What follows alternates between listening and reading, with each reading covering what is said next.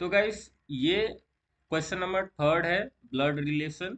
तो अभी ये देखिए क्वेश्चन क्या पूछा गया है। Mukesh sister is the wife of Ramesh, Ramesh is the Rani's only brother, Ramesh father is Mathur, Sheetal is Ramesh parental grandmother, Rema is the Sheetal's daughter in law means बहू, Ronit is Rani's brother son, how is Ronit related to Mukesh. ये आपको क्वेश्चंस में पूछा जा रहा है।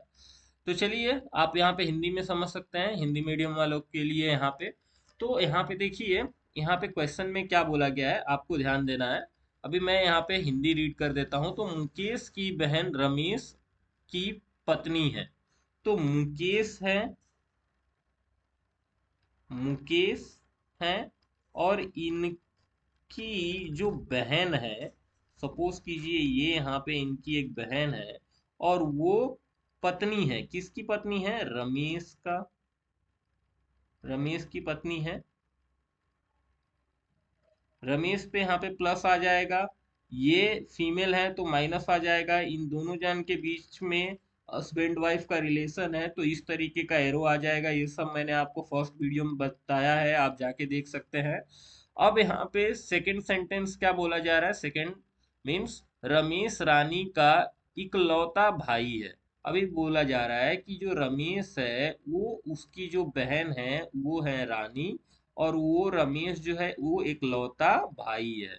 यहाँ पे देखिए बोला जा रहा है रमेश के पिता माथुर है। अभी देखिए यहाँ पे रमेश के पिता माथुर यहाँ पे बता रहा है, तो यहाँ पे आप ध्यान दीजिए कि मैंने बोला है मेल के लिए प्लस का साइन यूज करेंगे, फीमेल के लिए माइनस का साइन यूज करेंगे। ये साइन हम एक दूसरे को हस्बैंड वाइफ बताने के लिए यूज करेंगे। अभी हम आज बात कर रहे हैं जनरेशन पे। तो सपोज कीजिए ये आप हो और ये आपके ऊपर जो है ये पिताजी हैं और आपका एक लड़का भी है।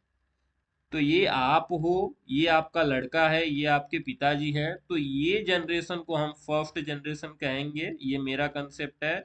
इसको हम सेकेंड जनरेशन कहेंगे और इसको हम थर्ड जनरेशन कहेंगे। ये जनरेशन मैं आपको यहाँ पे इसलिए बता रहा हूँ क्योंकि देखिए यहाँ पे अभी तक ये भाई बहन पत्नी का बात हुआ है, तो ये सब एक जनरेशन में आ गए। यहाँ पे दादा नानी का बात नहीं हुआ है या पेरेंटल और भी किसी का बात नहीं हुआ है।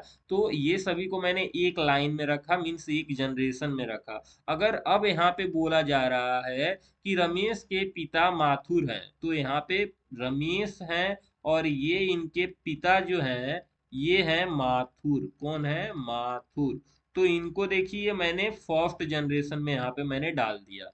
फर्स्ट जनरेशन ये हो गया, सेकंड जनरेशन ये हो गया।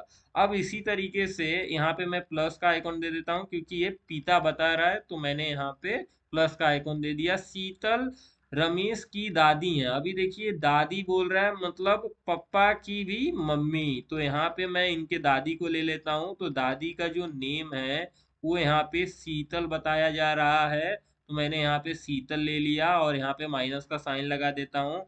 अब आप यहाँ पे क्वेश्चन को और रीड करते हैं। तो रीमा शीतल की बहू है। ध्यान दीजिए ये शीतल है और इनकी जो बहू होगी तो वो जाहिर सी बात है कि ये इनका बेटा हुआ माथुर।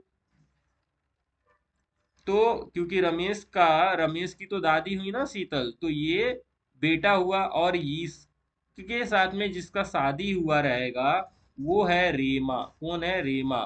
तभी तो वो क्या बनेंगी? उनकी बहू बनेंगी ना शीतल की। तो ये इन दोनों जान के बीच में हस्बैंड वाइफ का रिलेशन है, तो मैंने ये एरो लगा दिया। अब आप यहाँ पे नेक्स्ट क्वेश्चन पढ़िए कि रोनित रानी के भाई का बेटा है।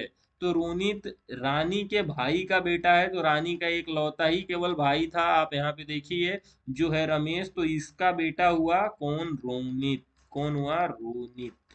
तो मैं यहाँ पे रोनित यहाँ पे लिख देता हूँ। अब ये इसको मैं प्लस का आइकन दे देता हूँ।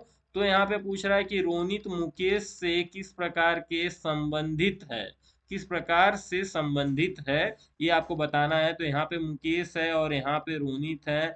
तो आप समझिए कि जब ये रमेश है और रमेश की जो बीबी है वो मुकेश की बहन लगती है, तो ये क्या लगेगा, ये जाहिर सी बात है कि ये भतीजा भतीजा लगेगा रोनित मुकेश का।